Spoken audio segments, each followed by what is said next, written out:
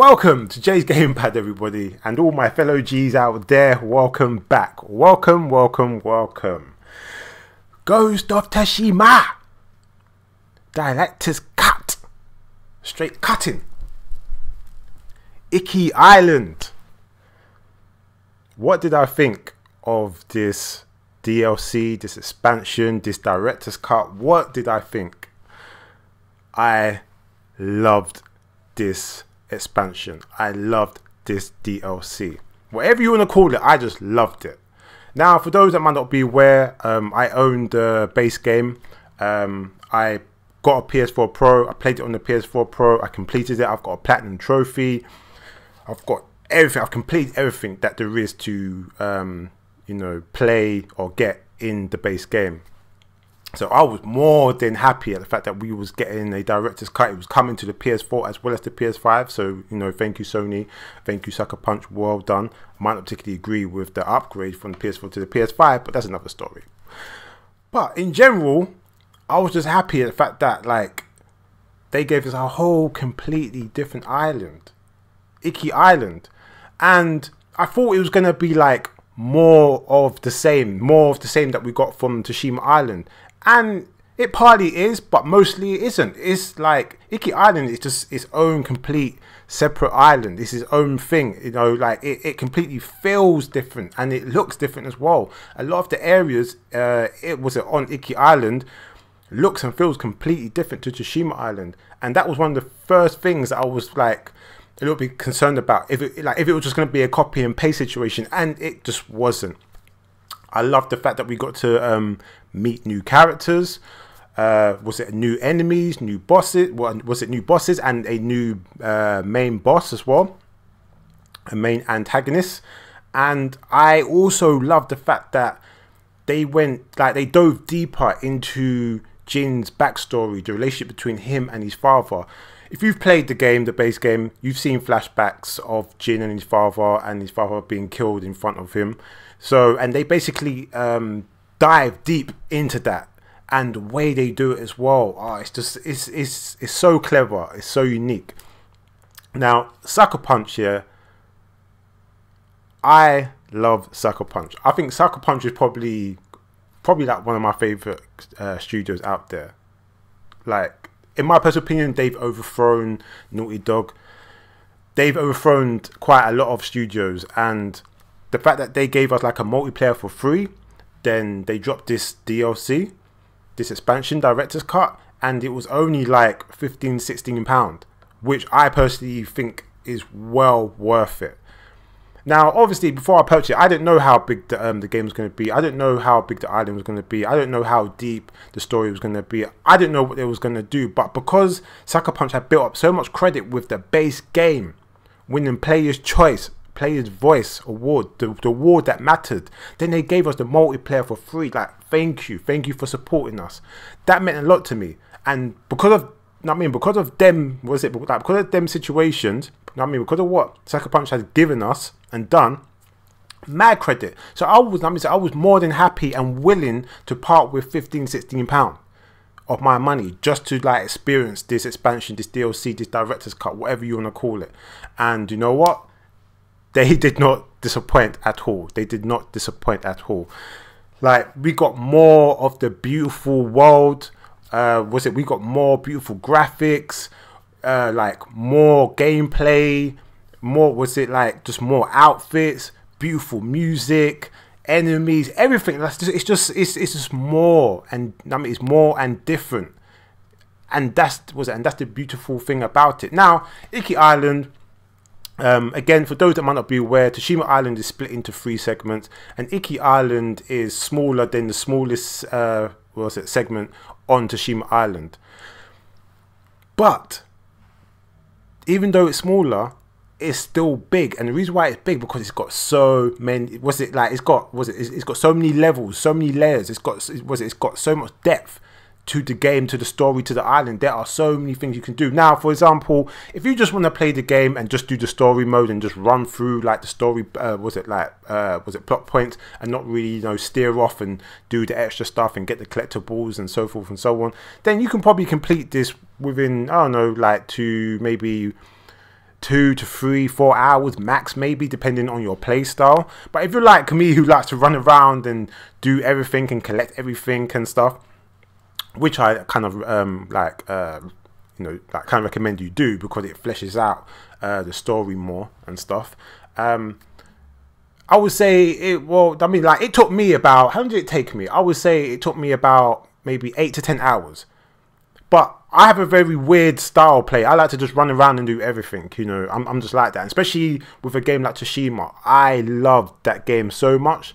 Like, playing on Tsushima Island, and the story, and oh, it was beautiful, man. You know what I mean? So I was going to do that anyway. I play games a certain way. So depending on your style play and what you decide to do, whether you're going to do the story or run around and get everything else, you know, you can get easily from like 3 to 10 hours, depending on you.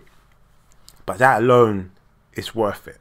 That alone is worth it. And the beautiful thing about it is that when you've completed the island, you can still fast travel to Tsushima Island and back to Iki Island. You can go back and forth. So it's not like it's locked and you go back to Tsushima Island and you can't go back to Iki Island.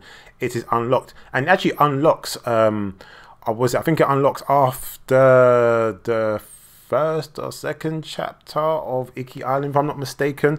So you can go back and forth. But but I had this feeling, or this impression, that once like you're in this story, you're on this island, I didn't particularly have a need to go and like go back to Tsushima Island at all, you know. So yeah, but yeah, the the gameplay and fighting system, like, we've got new enemies, and some of the enemies, they actually have different weapons, and they've got like and like when you come across enemies, you will come across shamans, and shamans would chant and whatever, and basically like give the other enemies like a boost in spirit and whatever. So they're a bit more difficult to fight, which is really good. Quite easy tactic to deal with it. You just go for the shaman first and you just kill the shaman. Then the enemies are kind of like pretty normal, but the enemies are kind of hard. What I will say is that I do know that I think it's after chapter 2 from Tsushima Island, you can start Iki Island. You can, but the only thing is that, like, I don't know how strong you're going to be, because the enemies on the island were pretty strong. I kind of struggled a little bit, but I hadn't touched Tsushima, Ghost of Tsushima for a while, so maybe it was just rust. But at the same time, it was a little bit tough. And also, I did notice that even though you can go there after like the second chapter or something on Tsushima Island, a lot of like things that they mentioned in the story in regards to Iki Island kind of referred to stuff that was later on in the game. So I don't know. You can go there after chapter 2, but I personally would probably recommend completing the base game first, complete the story, then go to Iki Island, because a lot of what they mention, they do mention stuff in the latter end of the base game, should I say. So yeah, but the enemies and stuff, they were quite hard, but once you figure out, you can deal with them. I played it on normal. I don't particularly play games on hard. I play it on normal first, and if I love them, I want to go back, then I'll go do the hard or whatever. But yeah, it was fun. And because a lot of the enemies have different weapons, they will switch up, so it changes your your play style. It kind of, in a way, forces you to switch up your tactics and even use different sword styles as well, which is really cool. And because it's quite difficult, like the level is a bit more difficult, it actually forces you to use like your kunais, your smoke bombs, like your other weapons and stuff. I mean, like your blow darts that you don't particularly use so much in regards to Tsushima Island, especially when you get to a certain point, because you're quite strong, you've got all the abilities and all the moves, so you don't particularly see yourself actually using a lot of the other weapons and stuff. And I mean, unless you you know, adopted like a ghost fighting style tactic, you know, you tend to go to these encampments and stuff at night and stealth and go and just kill them, depending on your playstyle of the base game. But me personally speaking, I never really used them too much, apart from if it was like a really big stronghold and enemies were really strong and I wasn't particularly that strong, then I would use every weapon that I had, you know what I mean, in my arsenal, just to, like, you know, liberate the campsite and whatever. But when you go to Iki Island, it like the level has risen, like it's harder, so it kind of forces you to use the other your other weapon, which is cool. I actually did really enjoy doing that, so that's definitely cool. I won't go too much about the story because I don't want to spoil it for you and stuff. But what I will say, like I said before, it does go in depth into the story and the relationship between Jin and his father, so forth and so on. Yeah, and Iki Island has this mad history of like when Jin and his father went there when they were young. I think they had to like liberate the island from like the raiders and the bandits and stuff, and the story goes into that, and it's really, really good. You know, basically just like unifying the island, kind of similar what you did on Tsushima Island, to fight against the Mongols and stuff. You've got a different antagonist. You've got a female antagonist. She is different. She uses mad tactics. And I really like her. You know, like she's a good enemy. She's a good boss.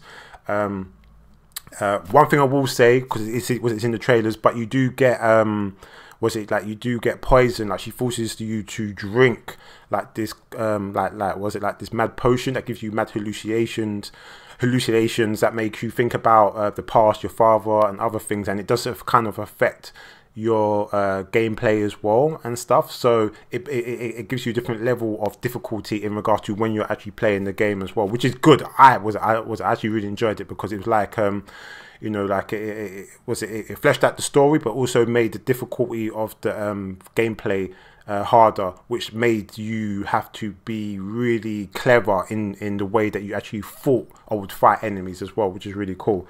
You get new abilities for your horse as well. You get new outfits for yourself and Jin and the horse. You get the ability you're able to ram enemies with the horse as well, which is really cool. Jin doesn't particularly get any new moves or any other abilities in regards to his fighting style, but you do level up. You do get stronger and stuff as you pick up items and you fight enemies and stuff like that. Does happen, because like I said, Iki Island is no joke. It is kind of hard, which is a good thing. Which is why I said before, finish Tsushima Island, finish the story, then go and do it. Even though you can do it after chapter 2.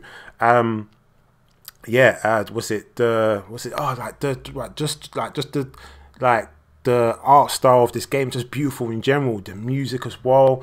I think we got the same composer came back and did more different tunes and themes and stuff. The color palette as well, the different colors. Again, like Tsushima Island, if you play the game, it is so beautiful. And I literally thought they used every color underneath the rainbow, but they clearly didn't, because there was different colors and different tones and different atmospheres and different areas that were just completely different, and they were all unique and beautiful in their own way. And it's crazy, because even though the island is way smaller compared to Tsushima Island, as big as Tsushima Island is, I really enjoyed playing and roaming around on Iki Island. Also, like I said, you get new outfits as well. And you also do get 3 special outfits. One is a so basically you get 3 outfits that are based on PlayStation exclusive game. One of them is a thank you or like a love letter or whatever you call it to Bloodborne. The other one is Shadow of the Colossus, and the third one is God of War. And they are really cool. I haven't played Bloodborne, so I don't really know too much about it. Again, I've seen trailers, but I don't know too much about it. Again, I haven't played Shadow of the Colossus, but I've seen a lot of trailers. I think there's a remake for it. The game looks cool, but I have played God of War, and I love that game. So, but regardless, I love all the outfits and stuff. So that's really, really cool. I do know there's a Horizon Zero Dawn one, but I think you can only get that outfit in Legends. I haven't even got that outfit yet, so that's something I actually need to do. And yeah, I also got to play Legends as well, because before I touched it and I kind of played it a little bit, but I didn't really play it because like a story mode. It's like a multiplayer feature, but it's actually got a story mode. And I think I might have did like the first chapter bit or whatever, and I kind of put it down. Like, I think I was playing other games or whatever. I don't know. But the good thing about it, for those out there that haven't played Legends, playing this playing this director's cut, this expansion, Iki Island, it will definitely make you want to go and play Legends. And Legends is so cool. I'm actually in the middle of playing that. You can get a Horizon Zero Dawn outfit in Legends as well, so that's why I'm doing that, because I want like the whole collection, you know what I mean, of the exclusive outfits and stuff. But yeah, you know what I mean, like overall, like I just thought that the game was really good. I thought the game was amazing, beautiful. I don't particularly have a bad word to say about anything in regard to Iki Island. What I will say is that if you don't have it, go and get it. What I will say also is that if you own a PlayStation 5, depending, like, the features that they're the features that they are saying that it's worth the the $10, the £10 upgrade, it's not worth it. So maybe you might want to wait until Sony decides to make it free because of the backlash, or maybe you just want to just get it for the PS5, might be cheaper, or maybe you can wait until the price drops on the PS5 game before you buy it. But regardless, if you've got the spare resource, the spare income to spend on it, and you haven't played it, get it, do it. It's like the game itself, the multiplayer, the director's cut, Iki Island is so worth it. I love this game. I love everything about it. I don't really want to go too deep into it because I'll start giving away spoilers. And yeah, so what I would say is that if you haven't played Ghost of Tsushima in general, I don't know what you're doing, go and get it. You can go and pick up, go pick up from CEX second hand for about £35. You can pick up brand new from certain outlets for about £40, £40-something. The game's still quite expensive. It's still holding its price, which is a very good mark, or like a good sign of a good game. That's a very good indication. And yeah, or you could just buy it from, you know, from the PSN store. It's entirely up to you, but I strongly recommend that you go and play the game, download the multiplayer for free, or just get the director's cut if you can afford it, you know, and just experience Iki Island, because it's so beautiful. This is a beautiful game, and I strongly recommend everybody to play it. And if I have to give this director's cut DLC Iki Island a score, it's a very strong 9 out of 10, with a strong recommendation to buy and keep it. If you're buying a physical copy, that is, you know. If you're downloading digital copy, then if you buy it, you have to keep it, you know what I'm saying? But yeah, you know what I mean, that's my score, 9 out of 10. Strong recommendation to buy this game and keep it, and you will not regret it at all. Anyway, so yeah, I hope you enjoyed this review, reaction, whatever it is. Went on a bit longer than what I wanted it to, but I love this game so much. I'm passionate about this game. I'm so happy for this game, and I'm very looking forward to Ghost of Tsushima 2 when it gets around, because obviously for those, this game was based on true events. Yes, they took like a few liberties in general, but it's based on true events. And for those that might not be aware, they actually went to Japan as well, the Mongols. So we will be getting more, and I can't wait for that. Anyway, so again, I hope you enjoyed this video. If you did, again, please like and subscribe and hit the bell notification if you like man's content or any of my content. You can also hit me up on the social, Twitter, Instagram and Twitch, Jay's Gamepad across the board. You ain't got to type, tap, press anything else but that. And also, if you want to hit me up on PSN, PlayStation, my gamer tag is MrGhostProtocol. Yeah, maybe we could chop it up on Legends multiplayer, you know what I'm saying? Anyway, so yes, and yeah, I guess I will see you and speak to you real soon.